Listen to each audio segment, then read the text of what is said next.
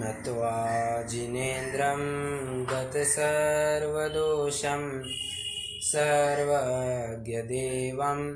हितदर्शकं च श्रीजनसिद्धान्तप्रवेशिकेयं विरच्यते स्वल्पधियां हिताय। लोक में ऐसा कहा जाता है कि अगर किसी राज्य की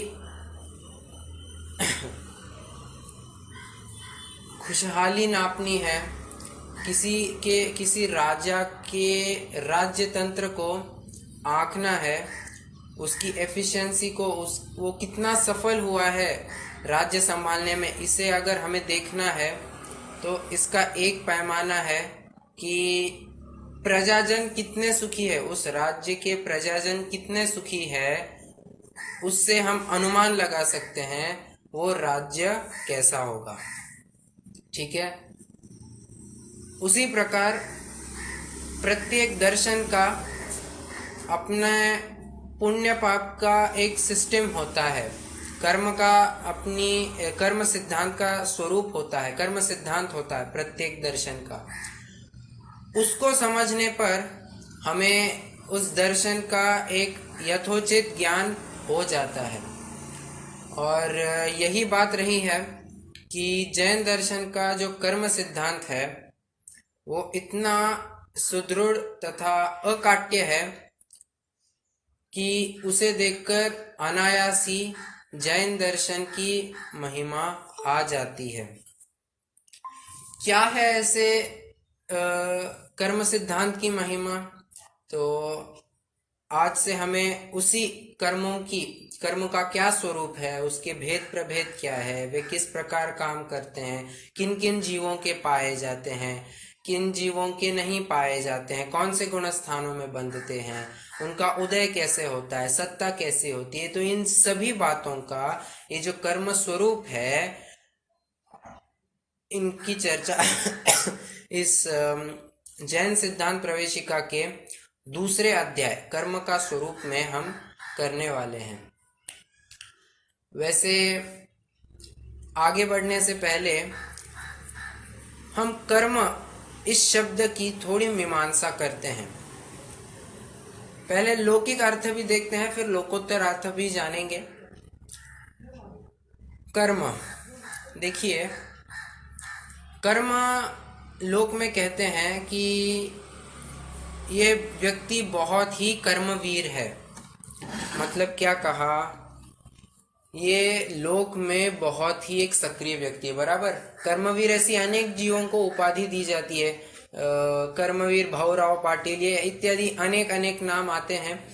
तो कर्मवीर का अर्थ यहाँ क्या लेना, ये लोक व्यवस्था में, लोकतंत्र में या समाज सेवा में बहुत अग्रसर रहते हैं, आगे रहते हैं, बहुत ही सक्रिय काम करते हैं। ठीक है, एक कर्मवीर का अर्थ हुआ। एक कर्म का अर्थ कहते हैं कि काम धंधा। बराबर, कि ये मेरी कर्मस्थली है, मतलब मैं यहाँ अपने सारे काम धंधे करता हूँ। मेरा जो कोई भी व्यापार है, मेरा जो कोई भी काम है जिससे मैं धनोपार्जन करता हूँ, अर्थार्जन होता है, तो उसे करने के लिए जो कार्य क्रिया किया जाता है उसे भी कर्म कहते हैं। और इसके लिए एक और पर्टिकुलर वर्ड भी आता है, कहते हैं कि ये बहुत ही कर्मठ जीव है। अभी कर्मठ जीव कहा मतलब ये बहुत ही अपने काम में फोकस्ड है, डेडिकेटेड है, बहुत ही निष्ठावान है अपने काम में, तो उसे कर्मठ जीव कहा जाता है। तो कर्म का ये भी एक अर्थ बनता है। और क्या अर्थ बनता है, तो अगर हम मीमांसकों को पूछने जाए, अब मीमांसक क्या है, मीमांसक एक मत है, एक दर्शन है, जहां वे कर्म का अर्थ यज्ञ इत्यादि मानते हैं। जो होम हवन करते हैं ना, वो 6 डाला की एक लाइन भी आती है, जे क्रिया तिन्हें जानहु को धर्म तिन सरध जीवल है अशर्म। क्या कह रहे हैं? और वहां जो छेड़ारी की जो दूसरी ढाल की ये पंक्ति है, वहां पर बराबर से वो होम हवन का जो यज्ञ कर रहे हैं, वो याज्ञिक, वो मीमांसक जो यज्ञ कर रहे हैं, होम हवन कर रहे हैं, उसका बराबर से चित्र बनाया गया है। तो कहने की बात इतनी है कि कर्म का एक अर्थ होम हवन, यज्ञ इत्यादि भी बनता है। ये मीमांसक मत वाले मानते हैं। और क्या अर्थ बनते हैं? तो अगर हम वैयाकरण मतलब जो व्याकरण का विशेषज्ञ होता है उसे पूछें तो कर्म का क्या अर्थ बनता है? तो कहता है कर्ता जिससे पाना चाहता है, कर्ता क्रिया के द्वारा जिसे पाना चाहता है उसे कर्म कहते हैं। जैसे कुम्हार ने घड़े को बनाया। अभी यहाँ वैयाकरण कैसे घटित करेगा? षटकारक, षटकारक इन द सेंस 3 कारक कैसे घटित करेगा? कुम्हार यह कर्ता हुआ, किया यह क्रिया हो गई या करण कह दीजिए, और घड़ा यह हो गया कर्म। मतलब कुम्हार क्या चाहता है? घड़ा चाहता है, घड़े की प्राप्ति चाहता है, तो बस घड़ा यह हो गया कर्म। तो ये हमने व्याकरण के हिसाब से भी कर्म का अर्थ देखा। और इसके लिए संस्कृत की एक पंक्ति भी आती है, कर्तुरी इप्सिते कर्तुरी इप्सित तमम कर्म। क्या कहा? कर्तुरी इप्सित तमम कर्म। इप्सित मतलब होता है चाहना, प्राप्ति की चाह रखना, इच्छा होना। ठीक है। कर्तुरी मतलब कर्ता, कर्ता जिसकी इच्छा रखता है, जिसे पाने की इच्छा रखता है, उसे कर्म कहते हैं। तो ये व्याकरण की बात हो गई। और क्या अर्थ है? और 2 अर्थ देखने हैं हमें। एक है नैयायिक का, न्याय के प्रकरण में। नैयायिक माने न्याय के प्रकरण में। वैसे नैयायिक एक अलग सा मत ही है।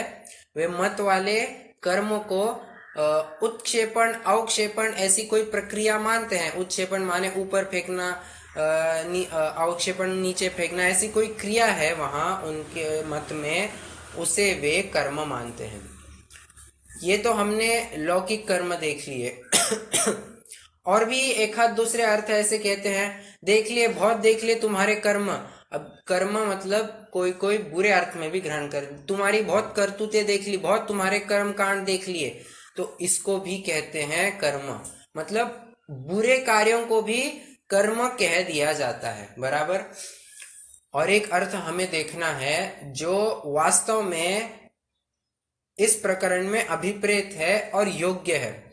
क्या? जब हम जैन दर्शन में का अध्ययन करते होते हैं तब कर्म का अपेक्षाओं से दो तीन अपेक्षाओं से अर्थ किया जाता है। एक अपेक्षा अध्यात्म की अपनी होती है। अभी इस अध्यात्म की क्या अपेक्षा होती है? इसके लिए समयसार का 51वां कलश हम रेफर करेंगे। क्या कहते हैं? यह परिणमति सकर्ता यह परिणाम भवेत्तु तत्कर्म या परिणति क्रिया सा त्रयमपि भिन्नम न वस्तुतया। क्या कहते हैं? फिर से एक बार छंद कहता हूं। यह परिणमति सकर्ता यह परिणाम भवेत्तु तत्कर्म या परिणति क्रिया सा त्रयमपि भिन्नम न वस्तुतया। क्या कह रहे हैं? यह परिणमति सकर्ता मतलब जो परिणमन करता है उसे हमने कर्ता कहा। मतलब जो क्रिया कर रहा है उसे, जो परिणमन कर रहा है उसे कर्ता कहा। यह परिणाम भवेत्तु तत्कर्म, उस कर्ता के जो परिणाम होते हैं उसी को कर्म कहते हैं। ठीक है, क्या कहा? जो कर्ता के परिणाम होते हैं उसी को कर्म कहा। और या परिणति क्रिया सा, जो परिणमन दिखाई दे रहा है, जो क्रिया दिखाई दे रही है, उसी को हमने क्रिया कह दिया। मतलब परिणमन को इन शॉर्ट हमने क्रिया कह दिया। ठीक है, तो ये अध्यात्म की अपेक्षा दिखाई देती है। फिर से मैं एक बार बता दूं, जो क्रिया कर रहा है, जो परिणमन कर रहा है, उसे कर्ता कहा। उस कर्ता के परिणामों को कर्म कहा। और उस वहां जो परिणमन हो रहा है, उस परिणमन को हमने क्रिया कहा। तो एक कर्ता, कर्म, क्रिया, ये तीनों बातें भी जिनागम में अध्यात्म की अपेक्षा से मिलती है। अभी हम थोड़ा आगम की अपेक्षा से देखते हैं। तो आगम में कर्म का क्या अर्थ करते हैं? तो इसके लिए हम प्रवेशिका में जो परिभाषा दी है उसको रेफर करेंगे, लेकिन थोड़ी देर बाद। पहले हम ये जान लेते हैं, ये कर्म का स्वरूप पाठ जो है, इसकी शुरुआत संसारी जीव और मुक्त जीव ऐसी क्यों की है? मतलब उन्होंने जो कर्म का स्वरूप, ये जो दूसरा अध्याय है, वहां पहला ही प्रश्न पूछा है, जीव के कितने भेद हैं? तो कहा जीव के 2 भेद हैं, संसारी और मुक्त। तो प्रश्न उपस्थित होता है, संसारी और मुक्त ऐसे ही 2 भेद क्यों किए?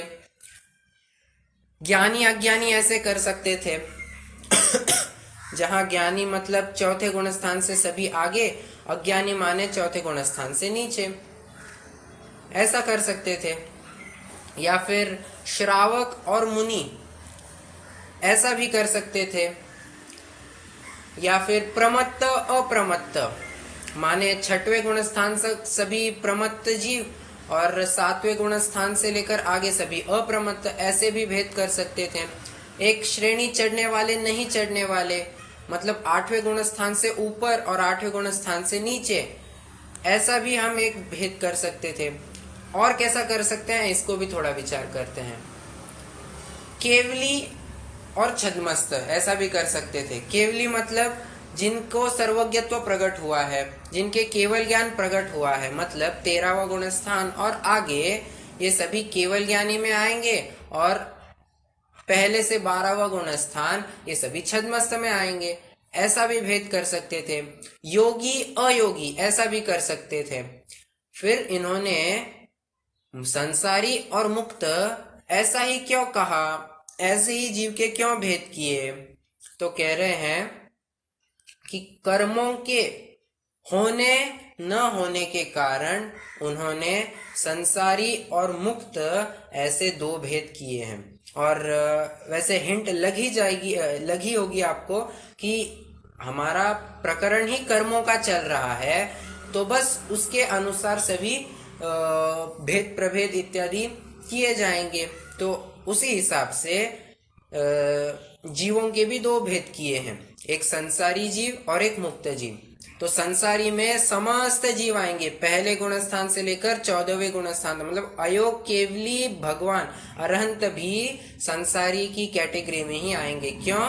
क्योंकि उनके अभी भी अघाती कर्म विद्यमान है, वे पूर्णतया कर्मों से मुक्त नहीं हुए हैं। सिर्फ एक ही ऐसे जीव है जो कर्मों से मुक्त हुए हैं, वे हैं सिद्ध भगवान। तो इस हिसाब से कर्मों के होने नहीं होने के हिसाब से संसारी मुक्त ऐसे भेद किए हैं। और एक बहुत ही महत्वपूर्ण बिंदु है इस हिसाब से अंतर करने का। देखिए, कर्म कहते ही हम सभी कर्म ग्रहण कर लेते हैं। अगर देखिए, मान लीजिए अगर हम योगी अयोगी ऐसा भेद करते तो उससे हमारे प्रयोजन की क्या सिद्धि होती? कुछ नहीं। अरे क्योंकि योग होने न होने से कोई मायने नहीं रखता है। योग हो तो भी हमें अरहंत अवस्था की अवश्य ही प्राप्ति होती है, क्योंकि 13वें गुण स्थान में अरहंत अवस्था भी है, योग भी है, तो योग कोई मायने नहीं रखता है। एक ऑल इंक्लूसिव ऐसा फैक्टर जो है कर्म, उसको लिया, और कर्मों का अभाव करना, सुखी होना, यह जीव का मूल लक्ष्य है। मतलब मैं कहना चाहता हूं कि जीव का मूल लक्ष्य है, प्रयोजन है सुखी होना, आनंदी होना। सुखी कैसे हो सकता है? कर्मों के अभाव स्वरूप हो सकता है, और उनके अभाव करने पर ही हो सकता है। तो इस प्रयोजन को ध्यान में रखते हुए भी दो भेद किए हैं, संसारी जीव और मुक्त जीव। और भी तत्वार्थ सूत्र के दूसरे अध्याय का सूत्र है संसारिणो मुक्ताश्च, बराबर। यहां भी वही बात कही है कि जीव के दो भेद हैं, संसारी और मुक्त। और हालांकि यहाँ सूत्र में जो संसारिणो मुक्ताश्च ऐसा सूत्र कहा है, यहाँ एक और प्रयोजन विशेष रहा है। क्या? कि संसार अवस्था पूर्वक ही मोक्ष अवस्था की प्राप्ति हो सकती है। मोक्ष के बाद पुनः संसार अवस्था कभी भी नहीं हो सकती है। जो अन्य मतों में अवतारवाद माना जाता है कि कोई भगवान चले गए, मतलब मोक्ष को प्रयाण कर गए और पुनः अवतार लेकर लोगों के रक्षण के लिए यदा यदा ही धर्मस्य ग्लानिर्भवतु भारत, ये जो कहते हैं, ये अन्य मतों में मानते हैं। वैसे उनके मानने से कोई होने वाला है नहीं, ऐसा कोई होता नहीं है। होता है तो उन्होंने देव गति की अपेक्षा से ऐसा कुछ माना होगा। मोक्ष में एक बार कोई जाने के बाद पुनः लौटकर नहीं आता है। मुझे बताइए, पूर्ण सुख की अवस्था प्राप्त होने पर कौन दुख में आना चाहेगा? बराबर है। मतलब एक बार परीक्षा एक अच्छे से क्लियर, फर्स्ट रैंक से 100% से क्लियर हो गए परीक्षा, अब कौन ऐसा जीव होगा जो पुनः परीक्षा देना चाहेगा? एक स्थूल उदाहरण दिया। तो बस उसी हिसाब से जो अब पूर्ण सुखी हो गया है, अब वापस क्यों आएंगे वे?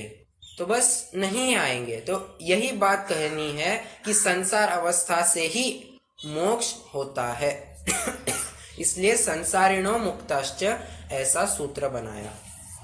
ठीक है, तो ये हमने भेद प्रभेद ऐसा ही क्यों किया, इसकी भी चर्चा की। आइए अपन अपने कर्म की परिभाषा को थोड़ा देखते हैं, क्या कहना चाह रहे हैं।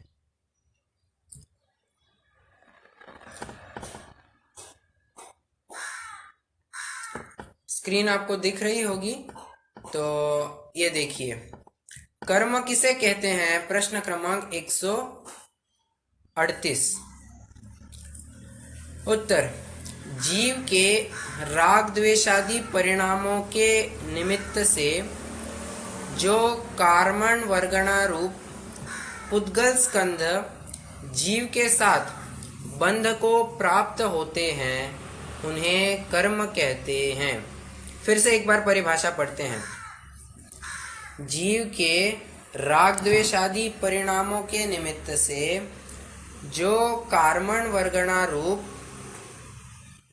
पुद्गल स्कंध जीव के साथ बंध को प्राप्त होते हैं, उन्हें कर्म कहते हैं। और इस संबंधी एक फुटनोट भी दे रहे हैं। कषाय सहित जीव कर्म के योग्य पुद्गलों को ग्रहण करता है, वह कर्म बंध कहलाता है। मतलब कहने की बात यहाँ इतनी है कि जो कार्मण वर्गणाओं के साथ जीव का बंधन होता है, जीव कार्मण वर्गणाएं हमने देखी है, 5 जो वर्गणाएं हैं जिनका जीव के साथ संबंध आता है, उनमें से कार्मण वर्गणाएं भी है, और कार्मण वर्गणाएं ही कर्म रूप परिणमित होती है, बराबर।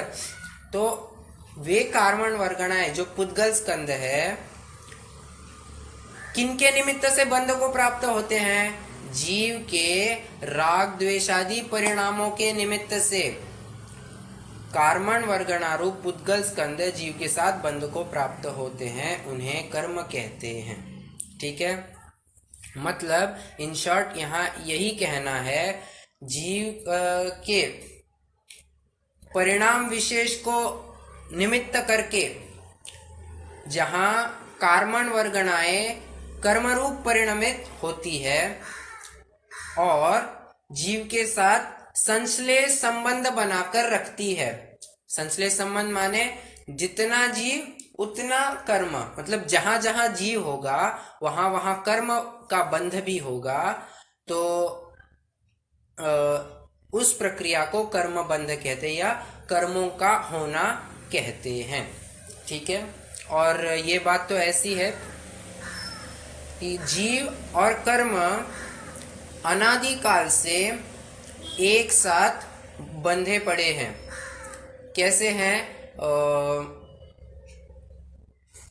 गोमट सार के दूसरी गाथा भी है ना, पयड़ी सील सहावो जीवंगाणम अणाई संबंधो कणयो वले मलम वा ताण तिथम स्वयं सिद्धम। क्या कहा?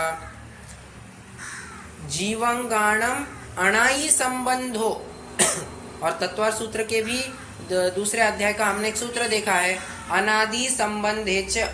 बराबर, ये सभी बातें क्या प्रूव कर रही है? जीव का कर्मों का दोनों का आपस में अनादि से संबंध बना रहा है।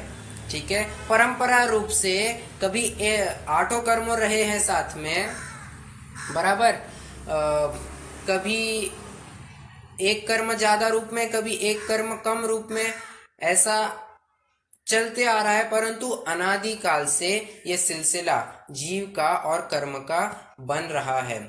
तो देखिए ना, एक मतलब जहां जहां जीव होगा वहां वहां हमें संसार अवस्था में कर्म भी दिखाई देंगे। संसार अवस्था की बात कर रहा हूं।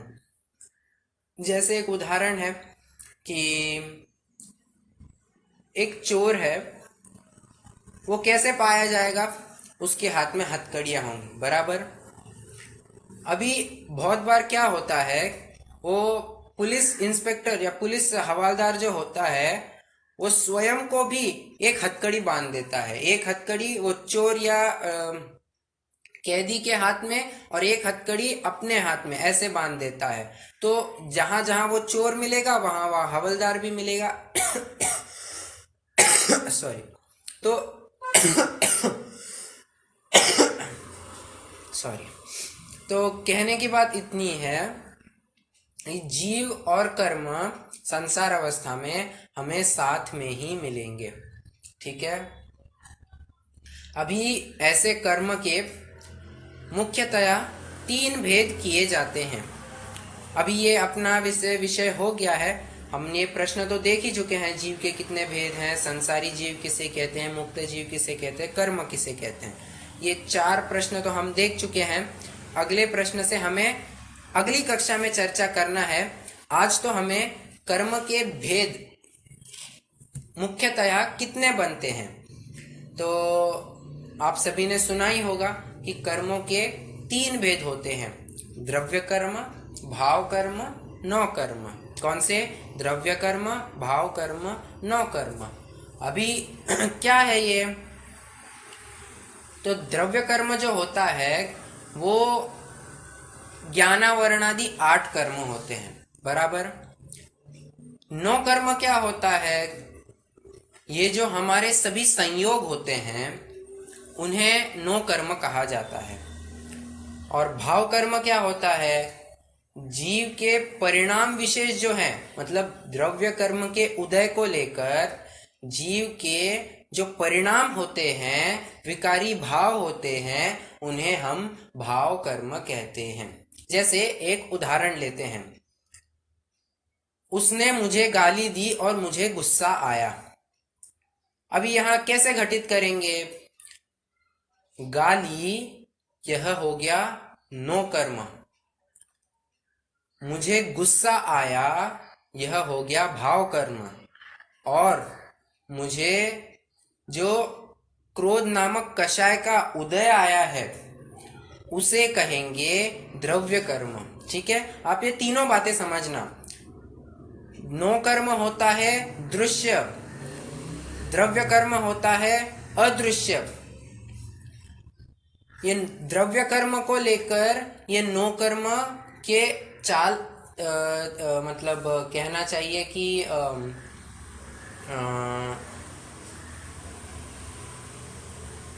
वैसे मैं कहना ये चाह रहा हूँ कि ये द्रव्य कर्म जो है उसी के उदय को लेकर ये जीव के भाव विशेष होते हैं। और परंतु होता क्या है, हमें द्रव्य कर्म दिखाई तो देता है नहीं, दिखता है हमें नो कर्म, मतलब सामने का जो संयोग है हम उसे देखकर मानते हैं कि उसके कारण मुझे गुस्सा आया। बराबर, मतलब संयोग को देखकर हम मानते हैं कि मुझे गुस्सा आया, मुझे राग द्वेष हुआ। ये मोह, ये जितनी कुछ बातें हैं हम नो कर्म को टारगेट करके बताते हैं। परंतु ऐसी बात नहीं है। हमें तो मैन बिहाइंड द कर्टन, जो जिसके इशारों पर ये सभी काम चल रहे हैं, ऐसे द्रव्य कर्म को मुख्यतया पकड़ना चाहिए। देखिए, एक उदाहरण इसके लिए आचार्यों ने दिया है। आचार्यों ने इन द सेंस मोक्ष मार्ग प्रकाशक में ही ये उदाहरण आया है। कुत्ता जो होता है, श्वान वृत्ति जो होती है, वो क्या करती है अगर किसी कुत्ते को कोई लाठी मारे तो कुत्ता लाठी को पकड़ता है, उसे चबाने लगता है, उसे मारने लगता है। बराबर। और सिंह वृत्ति क्या होती है, अगर शेर को कोई लाठी मारे, सिंह को कोई लाठी मारे तो सिंह लाठी को नहीं, लाठी मारने वाले को पकड़ता है। तो यही फर्क ज्ञानी और अज्ञानी में होता है। ज्ञानी क्या करता है, उन संयोगों को, नो कर्मों को बिल्कुल भी नहीं पकड़ता है, वो तो सीधा अटैक करता है द्रव्य कर्म पर। बराबर है, क्योंकि उसे मालूम है ये मूल दुख देने वाले ये संयोग नहीं है, ये इसके पीछे मैंने जो पूर्व में बांधे थे कर्म, उनका उदय जो आ रहा है, ये द्रव्य कर्म जो है, इसी के निमित्तक मुझे ये संयोग सभी मिले हैं और मेरे भाव तदनुसार प्रवर्त रहे हैं। ठीक है, तो ज्ञानी द्रव्य कर्मों को पकड़ता है और अज्ञानी क्या करता है, संयोगों को दोष देते रहता है।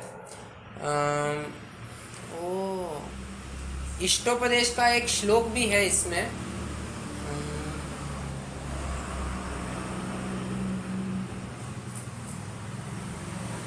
शायद इष्टोपदेश का एक श्लोक भी है, पर मुझे इतना याद नहीं आ रहा है। उसमें भी यही बात बताई जा रही है कि ज्ञानी जो है, मतलब कॉन्टेक्स्ट वही है, ज्ञानी जो है वो द्रव्य कर्म को पकड़ता है, मूल स्रोत को पकड़ता है, और अज्ञानी जो है वो यहाँ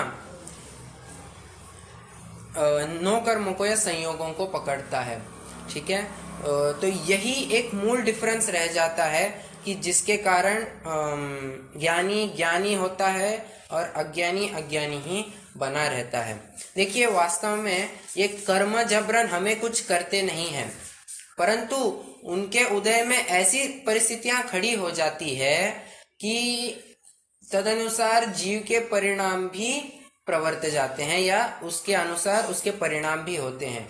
कर्म जबरन भाव बिगाड़ते नहीं हैं।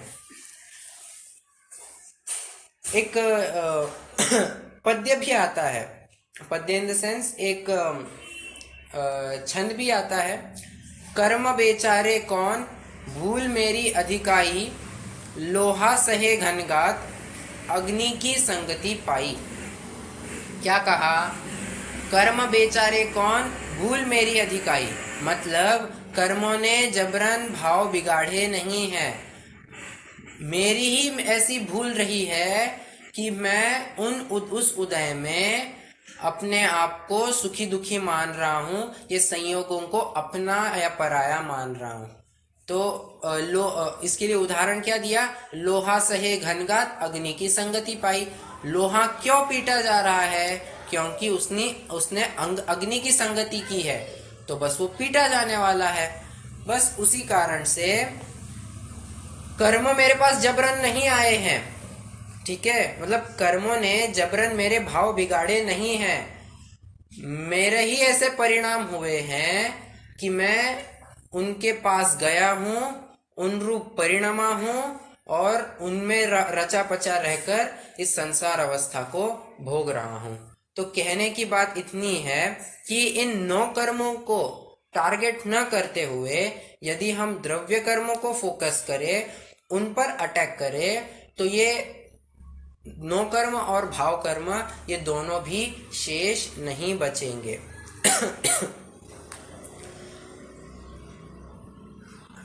मैं एक उदाहरण देने वाला था।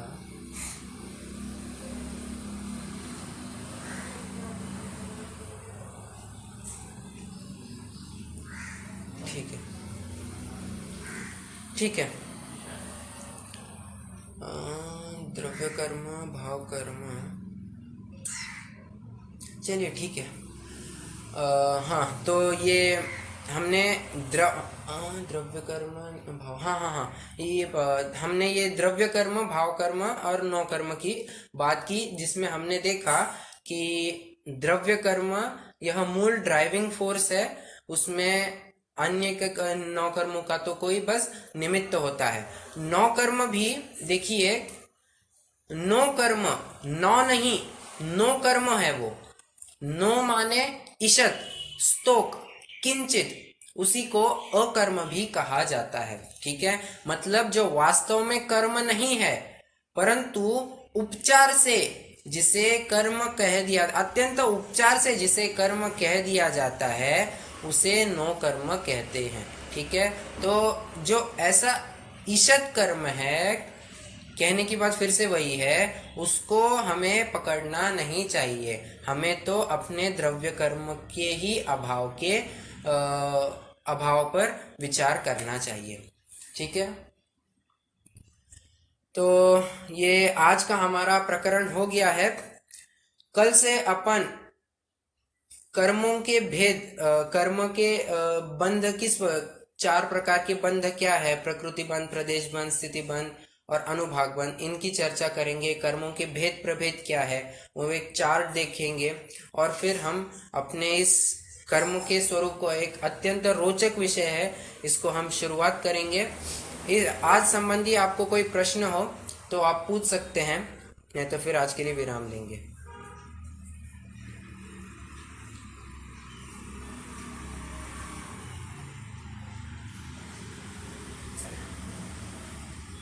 चलिए, नहीं है तो अपन जिनवानी स्तुति करते हैं।